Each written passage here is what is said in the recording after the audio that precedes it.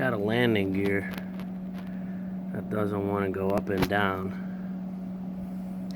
And why these landing gears don't want to go up and down is because this ring right here, the rust swells up the tube, and then the tube doesn't move inside, and that's what's making it not go up and down. So I'm gonna cut it right here and get the rust out and weld it back together, and it will work like brand new.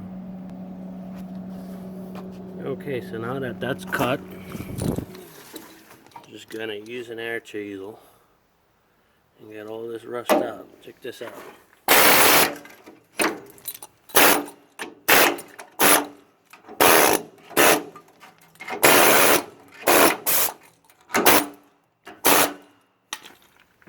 Now the tube's moving,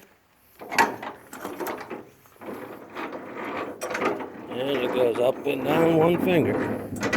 So now what we gotta do is weld this back up shut. It'll be good to go. Okay, perfect. So that's all back together.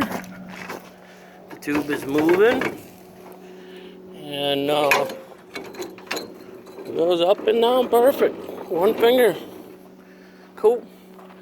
So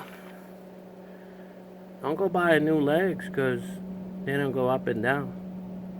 Save your money.